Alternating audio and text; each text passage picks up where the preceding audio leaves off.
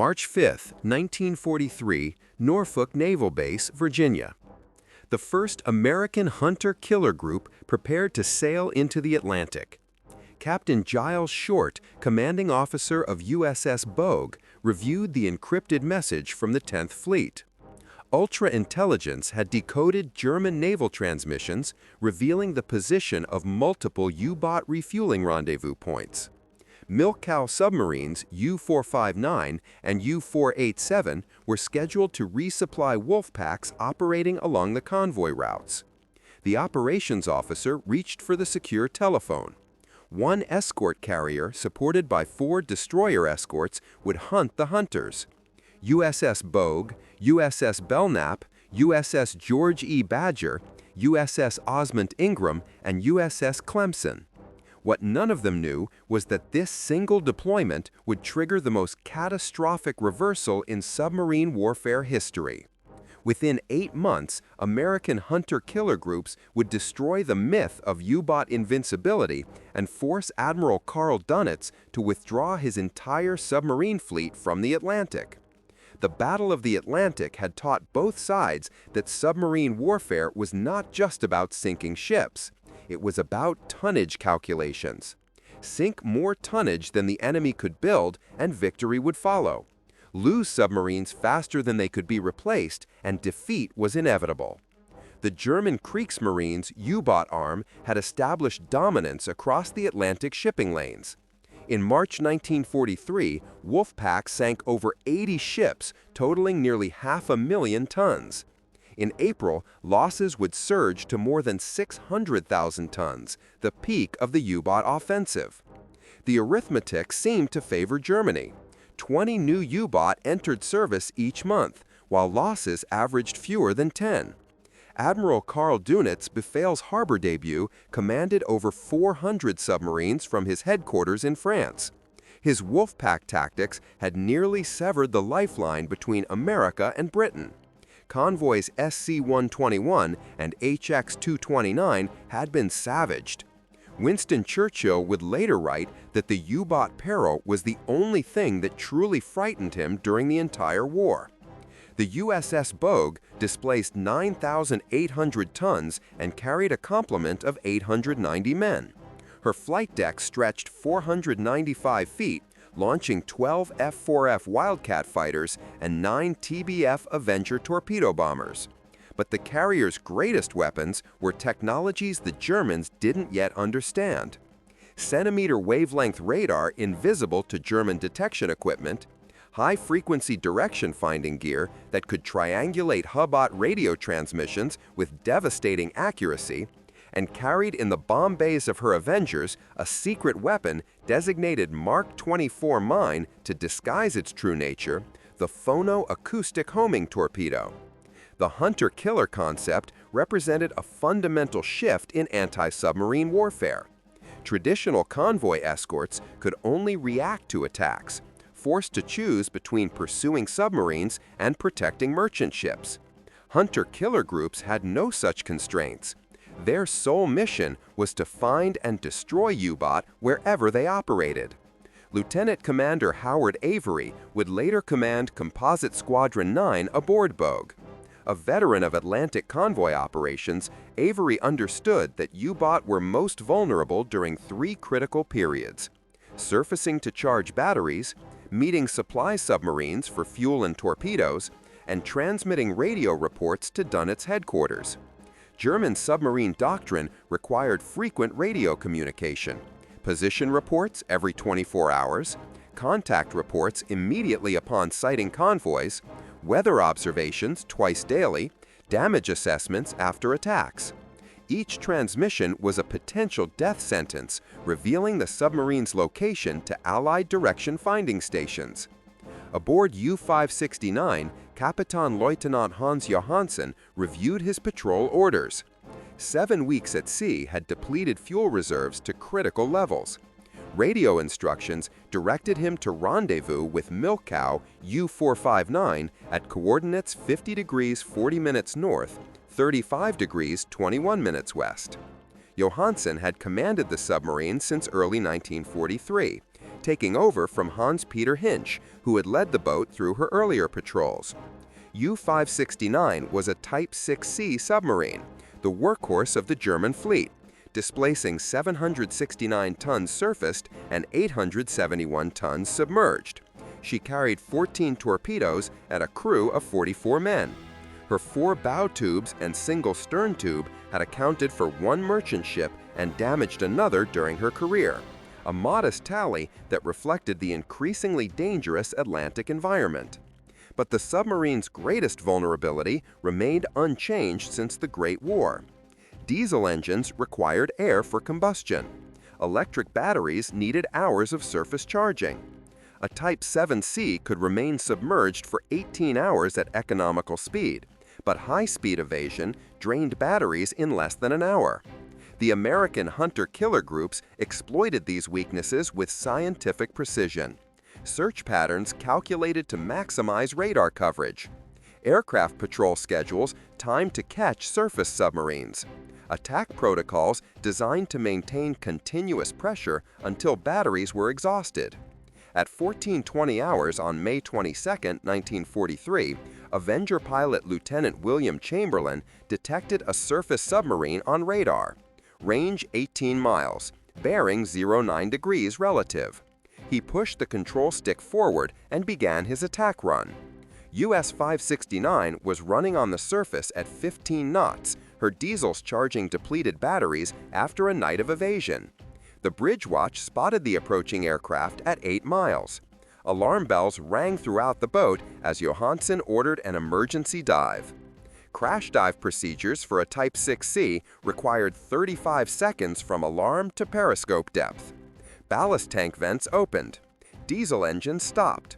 Electric motors engaged. The submarine's bow angled sharply downward as tons of seawater flooded the tanks. Lieutenant Chamberlain's depth charge pattern caught U-569 at shallow depth. 4 Mark 17 depth charges set for shallow detonation. The explosions damaged the submarine severely, forcing her back to the surface. A second Avenger, piloted by Howard Roberts, was already in position when the submarine reappeared. Roberts attacked immediately, but ceased fire when he observed white flags appearing on the submarine's periscope. The crew was surrendering. The Canadian destroyer HMCS Sam Loren was de vetoed to the scene, but as she approached, Johansen ordered his crew to scuttle the boat and abandon ship. 25 of the 44 crew members survived to be pulled from the Atlantic. 19 men went down with their boat. The capture of survivors from U-569 provided Allied intelligence with valuable insights. During interrogation, German submariners expressed shock at the accuracy of American aircraft attacks. They knew exactly where we were. One survivor stated it was as if they could see through the ocean itself. But ultra-intelligence had revealed more than individual submarine positions. Crypt analysts at Bletchley Park had decoded the entire German naval grid system, identifying patrol areas, wolf-pack assembly points, and supply rendezvous coordinates. Every U-boat at sea was potentially compromised. On June 5, 1943, USS Bogue's aircraft located U-217 charging batteries on the surface 450 miles west of the Azores. Kapitän-Leutnant Kurt Reichenbach-Klinker had commanded the submarine through 3 patrols, sinking 3 ships totaling 10,651 tons. Aircraft from Bogue attacked at dawn, catching U-217 in the vulnerable moments before diving. The first Avenger's depth charges damaged the submarine's diving mechanism. Unable to submerge, Reichenbach-Klinker ordered his gun crews to engage the attacking aircraft while damage control teams worked desperately to repair the diving planes. The surface engagement lasted 18 minutes. U-217's 88mm deck gun and 20mm anti-aircraft weapons fired over 300 rounds. One Wildcat sustained minor damage from shell fragments, but the submarine was fighting a losing battle against aircraft specifically designed for anti-U-boat warfare. An Avenger from Bogue Squadron delivered the killing blow with depth charges that bracketed the submarine perfectly. The explosions destroyed U-217's pressure hull in multiple locations. The submarine sank with all 50 hands, including Reichenbach clinker. No survivors were recovered from the oil slick that marked her grave. The psychological impact on U-boat crews was immediate and devastating. Radio intercepts revealed growing anxiety among submarine commanders about American wonder weapons that seemed to find targets regardless of evasion tactics.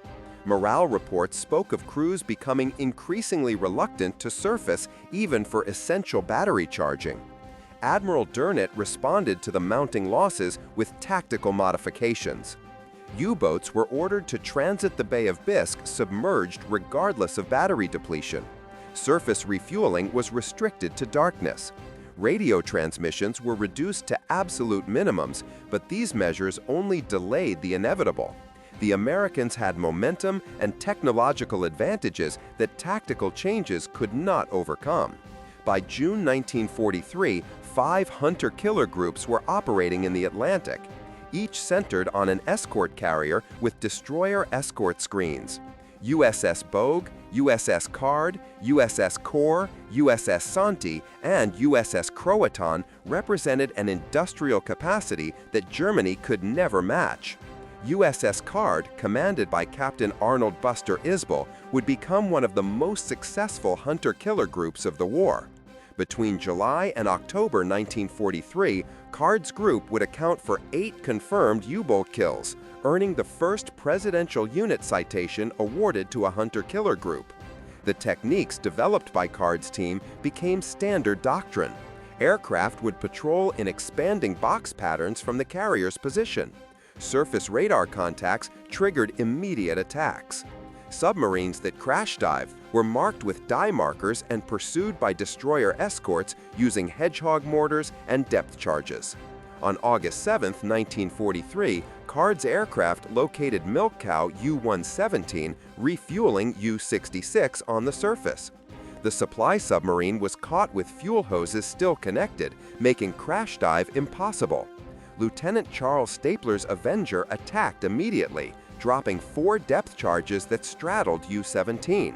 The explosion of over 400 tons of diesel fuel created a pillar of fire visible from 30 miles away. U-66 managed to crash dive, but was damaged by the blast. She would survive this encounter, only to meet her fate 9 months later in one of the war's most unusual battles. Kapitän-Leutnant Klaus Barkston, commanding U-521, witnessed the destruction of U-17 from periscope depth. His war diary captured the shock felt by U-boat commanders. The Americans appear everywhere simultaneously.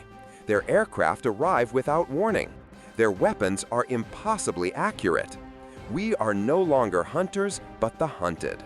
October 1943 marked a turning point that would define the remainder of the Atlantic War. The U-boat arm lost 23 submarines that month, including several veteran commanders who had survived since 1939. Each loss represented irreplaceable experience that training schools could not replicate. The destruction of milk cow submarines proved particularly catastrophic. U-488, U-489, and U-490 were all sunk within weeks of each other. Without refueling capability, Type 7C boats could no longer reach the American coast. Patrol areas contracted to the mid-Atlantic, where hunter-killer groups waited in growing numbers. USS Core's hunter-killer group refined the doctrine of continuous air coverage, maintaining aircraft over suspected U-boat zones for days at a time, exhausting submarine batteries through relentless pursuit. This technique proved devastatingly effective against even experienced commanders. On October 13, 1943, Core's group caught U-378 on the surface at dawn. The submarine's commander, Oberleutnant Zors Erika, had just celebrated his 26th birthday. His inexperience showed in his response to the attack, attempting to fight on the surface rather than crash diving immediately. 4 Wildcats strafed U-378 while 2 Avengers positioned for depth charge runs. The submarine's anti-aircraft gunners managed to damage 1 Wildcat before being swept from the conning tower by machine gun fire. Mahony's Carnot ordered abandoned ship as depth charges shattered the pressure hull. Only one survivor was pulled from the water. The brutality of these encounters shocked even experienced U-boat veterans. Korsvet and Kapitan Hinrich Blidot, one of Germany's top aces with 24 ships sunk, barely survived an attack by USS Block Island's aircraft in October 1943. His submarine, U-109, limped back to port with extensive damage. Blidot never sailed again, telling fellow officers, "The Atlantic has become a slaughterhouse." November 1943 brought new American innovations that further tilted the balance. The introduction of the MAD, magnetic anomaly detector, allowed aircraft to detect submerged submarines at shallow depths. Sonobios dropped in patterns could track submarine movements for hours. The technological gap was becoming insurmountable. Kapitan Lieutenant Ralph Heinrich Hoffmann commanded U-405 through 7 successful war patrols. His experience and tactical skill had kept his crew alive through encounters that had destroyed lesser boats. He had developed techniques for evading aircraft using cloud cover and rain squalls to mask his submarine's position. On October 31, 1943, U-405 was operating with Wolfpack Seaft when USS Card's hunter-killer group arrived in the patrol area. The destroyer USS Bogue gained radar contact at 2100 hours, range 6,500 yards. What followed would become legendary in naval history. U-405 crash-dived but was forced back to the surface by depth charges. Unable to dive again due to damage, Hoffmann decided to fight on the surface with deck guns. In the darkness and heavy seas, the two vessels collided, Bore's bottle riding up onto U-57's foredeck. For several minutes, the ships were locked together. Crews fired machine guns, pistols, and threw hand grenades at point-blank range.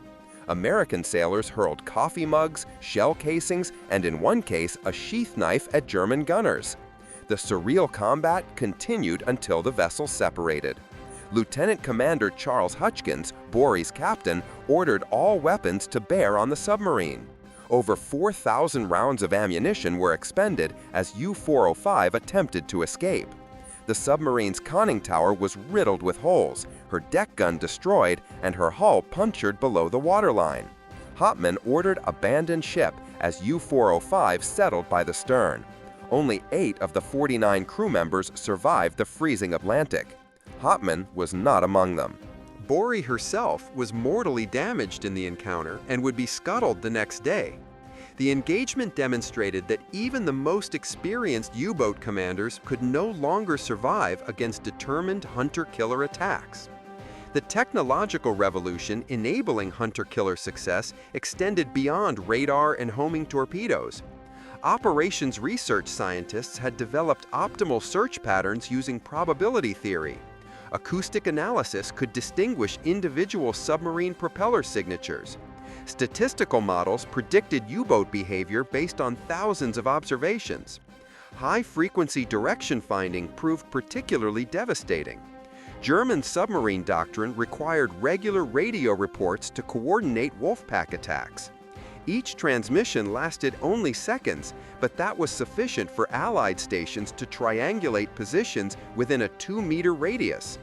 U-boat commanders faced an impossible choice: maintain radio silence and lose tactical coordination, or transmit and reveal their position. The Germans believed their Enigma encryption system remained secure. They didn't know that captured codebooks from U-559 in October 1942 had allowed British cryptanalysts to break the 4-rotor M4 cipher.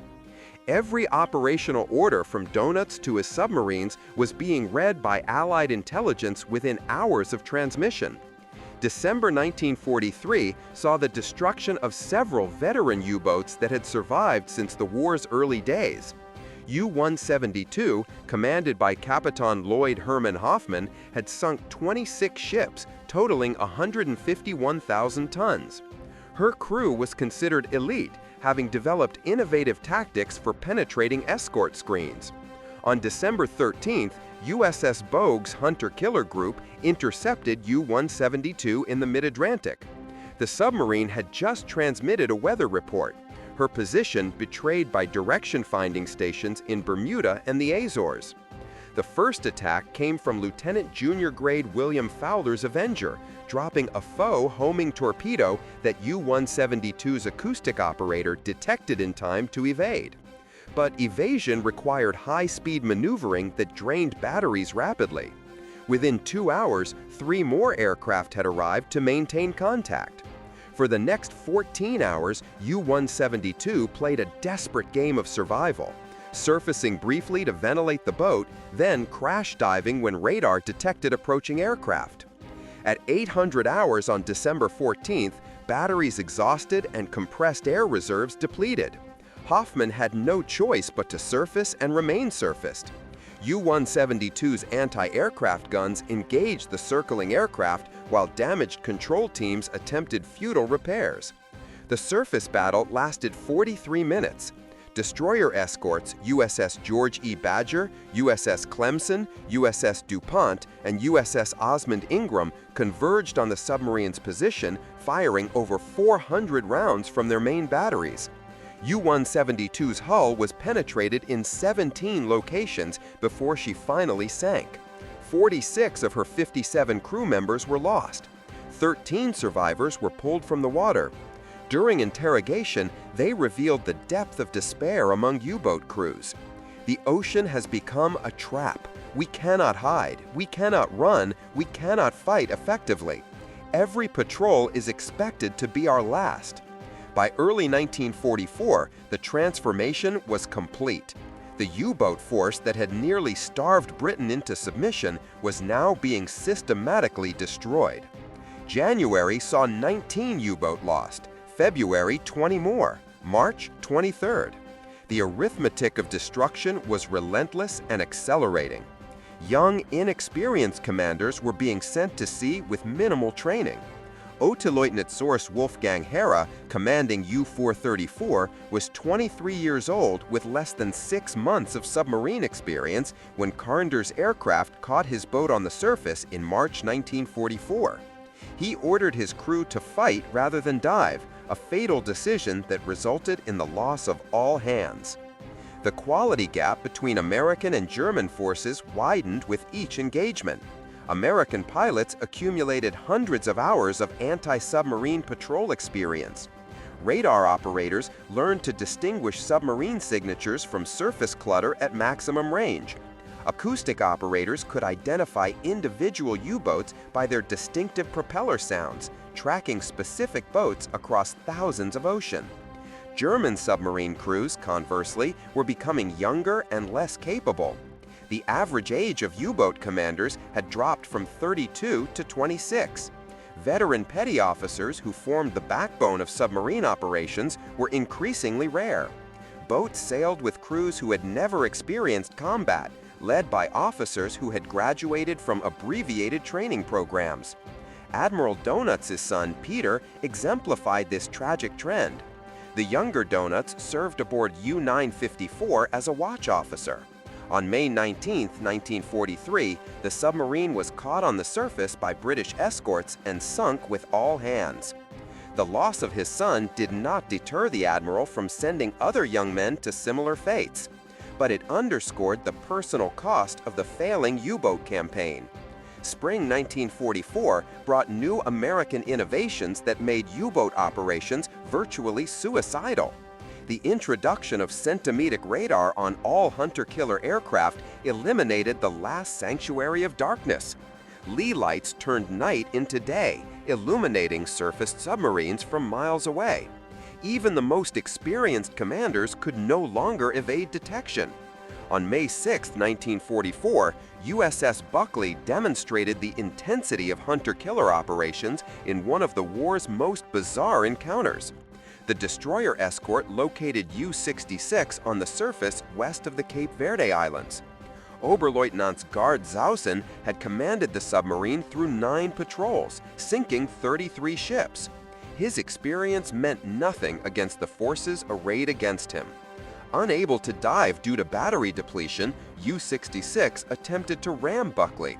The two vessels collided at 15 knots, their hulls grinding together in the darkness. German and American sailors exchanged small arms fire at point-blank range. The surreal combat included sailors throwing coffee mugs, shell casings, and hand grenades between the vessels.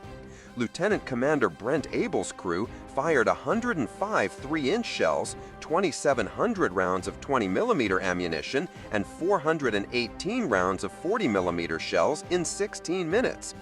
U-66's hull was perforated in dozens of locations. The submarine sank with 24 of her 48 crew members. The hand-to-hand combat represented the death throes of an era when submarines could operate as surface raiders. The capture of U-505 on June 4, 1944, by Captain Daniel Galler's hunter-killer group from USS Guadalcanal represented the ultimate demonstration of American dominance. The boarding party from destroyer escort USS Pillsbury descended through U-505's conning tower while the submarine was still underway. Seawater flooding through damaged valves. They closed sea valves, stopped the flooding, and saved the submarine from sinking. The intelligence value was enormous. Code books, cipher machines, acoustic torpedoes, and technical manuals fell into American hands. But the symbolic value was greater. U-boats were no longer fearsome predators, but prizes to be taken, their crews prisoners rather than warriors. The invasion of France in June 1944 brought hunter-killer groups into the Bay of Biscay, hunting U-boat attacking invasion shipping. The confined waters became a killing ground. 15 U-boats were destroyed in the first week of June alone.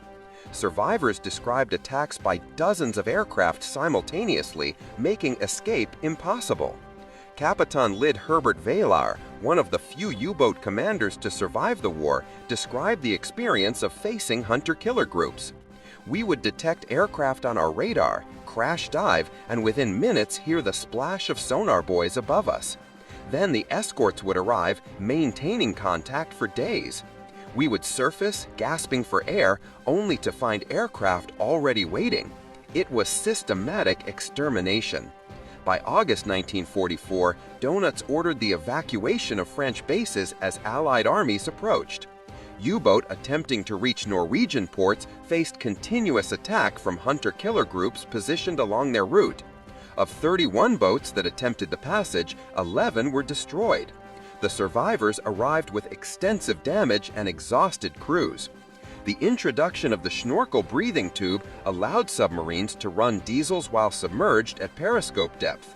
But this innovation came too late and proved inadequate. Snorkel-equipped boats were still vulnerable to radar detection and could only make 6 knots while using the device. It represented a defensive adaptation, not a return to offensive capability. September 1944 saw the deployment of the most advanced hunter-killer technologies yet. The Mark 24 Phoenix torpedo had been improved with greater range and sensitivity. New Hedgehog mortars could saturate an area with contact-fused projectiles. Radar could detect periscope-sized objects at 5 miles. The technological mismatch had become absolute. Forgotten Capitan G.A., commanding U-100, witnessed the destruction of 3 other submarines in his wolf pack during a single night in October 1944. His war diary recorded, "The enemy possesses capabilities we cannot counter. They strike without warning with perfect accuracy. We are not fighting men anymore, but machines that never tire, never miss, never show mercy." The final months of 1944 saw U-boat losses reach unsustainable levels. November, 24 boats lost. December, 27 boats lost. New construction could not keep pace with destruction.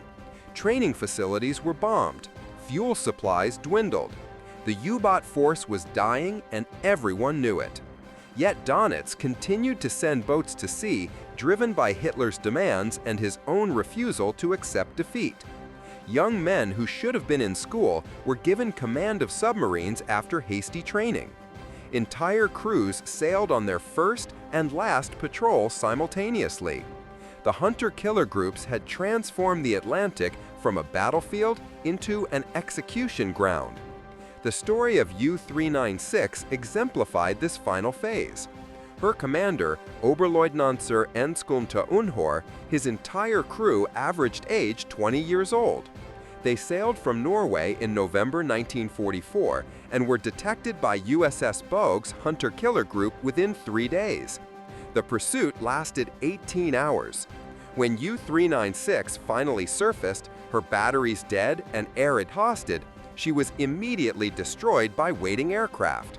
There were no survivors. Winter 1944-45 brought the snorkel-equipped Type 21 submarines into service. These boats could sustain 16 knots submerged and possessed advanced sensors, but only 2 became operational before war's end.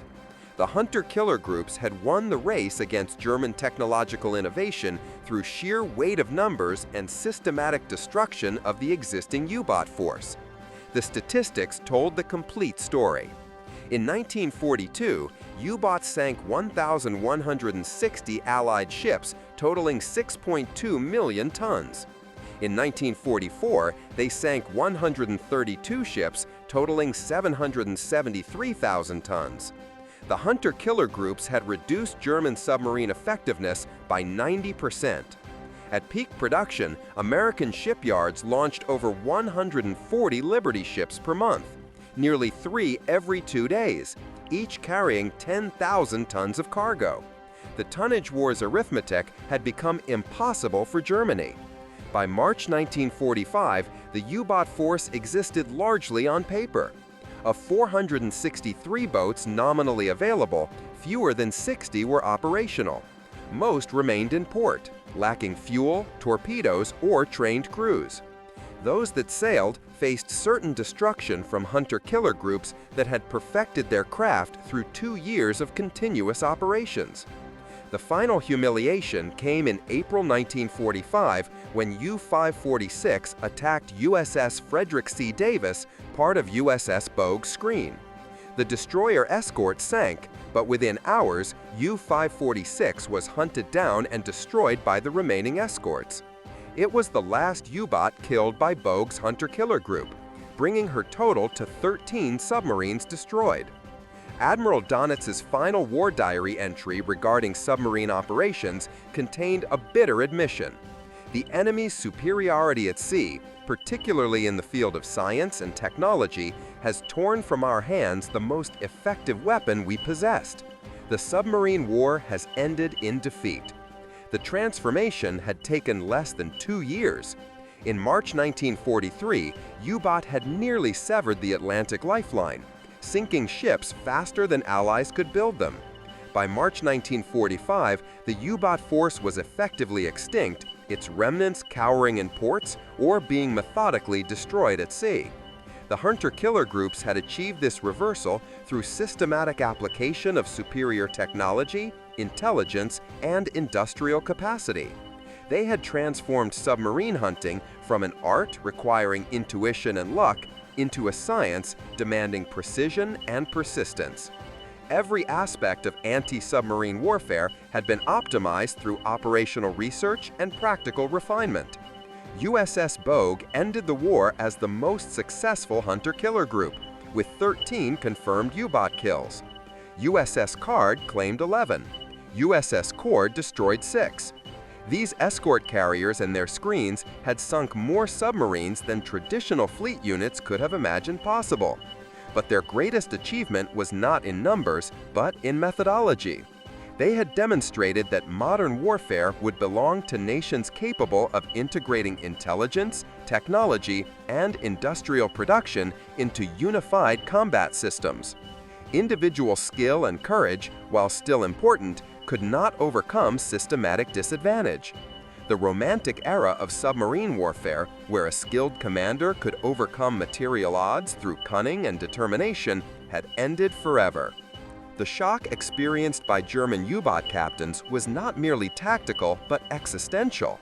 They had entered the war as elite warriors, the Grey Wolves, who would strangle Britain's maritime lifeline. They ended it as hunted animals, trapped between an ocean they could no longer hide in and a homeland they could barely reach. Corvette and Capitan Peter Kammer, one of only a handful of U-boat aces to survive the war, would later write, "We had no answer to the hunter-killer groups. They possessed every advantage: radar we couldn't detect, weapons we couldn't evade, intelligence that revealed our every move, and most importantly, the ability to be everywhere at once. We went from predators to prey in what seemed like overnight." The human cost was staggering beyond comprehension. Of 40,000 German submariners who went to war, 30,000 never returned, a casualty rate of 75%. 784 of 1,160 commissioned U-boat were destroyed. The loss rate for boats on their first patrol exceeded 50% by war's end. Entire graduating classes from U-boat school were wiped out within months of completing training. American losses, by contrast, were minimal. The hunter-killer groups lost only one escort carrier in the Atlantic, USS Block Island, torpedoed in May 1944, and fewer than 10 destroyer escorts throughout the entire campaign. The exchange ratio that had once favored U-boat by 10-1 had reversed to favor the Americans by 20-1. The tactical innovations developed by hunter-killer groups influenced naval warfare for decades. The integration of air and surface assets, the use of intelligence to direct operations, the application of operational research to optimize tactics all became standard doctrine in modern navies. The Cold War's anti-submarine warfare relied heavily on lessons learned in the Atlantic. But perhaps the most profound impact was psychological. The U-boat force had represented German naval power and technological prowess. Its destruction by American hunter-killer groups demonstrated that industrial capacity and scientific advancement would determine future conflicts. The age of individual heroism had yielded to the era of systematic warfare. In March 1945, as Germany surrendered, the remaining U-boats received Donitz's final order: surface, fly black flags, and proceed to Allied ports. Of the 49 boats that complied, many were commanded by officers younger than 25. Their crews composed of teenagers who had never seen combat. They surrendered to hunter-killer groups that had been preparing to destroy them with the same methodical efficiency that had characterized the entire campaign. The last operational U-boat patrol ended on May 7, 1945, when U-320 was sunk by British escorts. Her commander, Oberleutnant zur Helmut Emmerich, was 24 years old. He and his entire crew of 36 men represented the final casualties of a force that had once threatened to change the war's outcome. Post-war analysis revealed the elegant efficiency of hunter-killer operations. Search patterns had been optimized using probability theory. Weapon delivery was calculated to maximize kill probability while minimizing ammunition expenditure. USS Bogue ended the war as the most successful hunter-killer group, with 13 confirmed U-boat kills. USS Card claimed 11. USS Cord destroyed 6. These escort carriers and their screens had sunk more submarines than traditional fleet units could have imagined possible. But their greatest achievement was not in numbers, but in methodology. They had demonstrated that modern warfare would belong to nations capable of integrating intelligence, technology, and industrial production into unified combat systems. Individual skill and courage, while still important, could not overcome systematic disadvantage. The Romantic era of submarine warfare, where a skilled commander could overcome material odds through cunning and determination, had ended forever. Communication intercepts were correlated with operational patterns to predict U-boat behavior. Every element had been refined through rigorous analysis and practical application. The greatest shock for German U-boat captains was not the loss of tactical superiority, but the speed and completeness of its occurrence. In March 1943, wolf packs had nearly severed Atlantic supply lines. By November 1943, U-boats were being hunted to extinction, their bases under constant surveillance, their communications compromised, their every movement predicted and countered. This reversal occurred not through any single technological breakthrough, but through the systematic integration of multiple advantages. Radar that could detect submarines day or night. Aircraft that could patrol for hours hundreds of miles from base.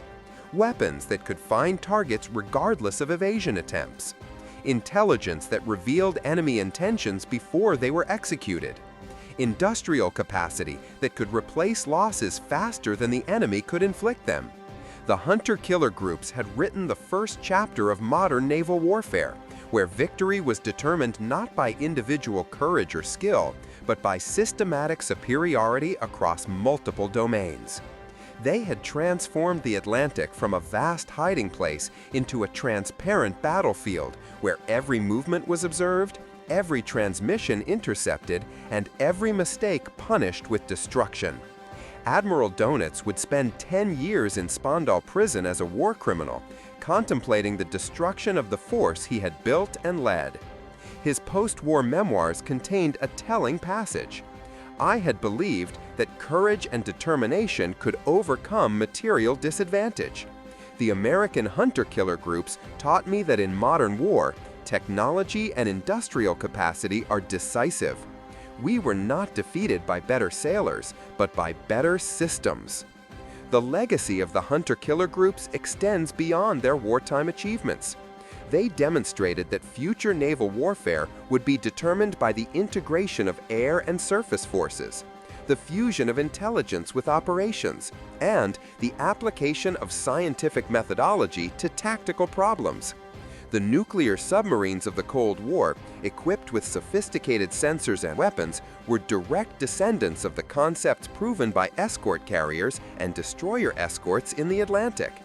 In the cold depths of the Atlantic Ocean, over 500 German submarines rest on the ocean floor, their steel hulls slowly dissolving into the abyss. They are monuments to the devastating effectiveness of American hunter-killer groups, who transformed submarine hunting from a desperate defensive measure into an offensive campaign of systematic destruction. The young men who commanded these doomed vessels had entered service believing they were joining an elite force that would determine the war's outcome.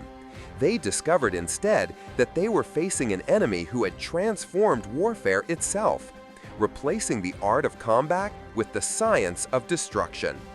Their shock at this transformation echoed through the ranks of the U-boat force and ultimately through naval history itself. The German U-boat force had entered 1943 as masters of the Atlantic, their wolf packs savaging convoys with near impunity. They ended it as hunted fugitives. Their bases bombed, their supply lines severed, their experienced crews dead, and their remaining boats cowering in ports or fleeing from relentless pursuit. The shock of this reversal would resonate through naval history as the moment when technology, intelligence, and industrial capacity forever changed the nature of warfare at sea. The American hunter-killer groups of 1943 to 45 had shocked German U-boat captains not through superior seamanship or courage, qualities both sides possessed in abundance, but through the systematic application of overwhelming technological and industrial superiority that transformed the ocean from a sanctuary into a killing field, where precision, not valor, determined survival. The final statistics were irrefutable. The hunter-killer groups and their allied counterparts had sunk 784 German U-boats. They had killed 30,000 German submariners while losing fewer than 5,000 of their own men. They had reduced the U-boat threat from near victory to complete defeat in less than 2 years. It was not merely a military victory, but a demonstration that the nature of warfare itself had fundamentally changed. The era of the lone wolf submarine operating independently through stealth and cunning had ended. The future belonged to integrated naval forces employing sophisticated sensors, weapons, and intelligence in coordinated operations. The hunter-killer groups had not just won the Battle of the Atlantic. They had revolutionized naval warfare and shocked their enemies with the completeness of their transformation from hunted to hunter.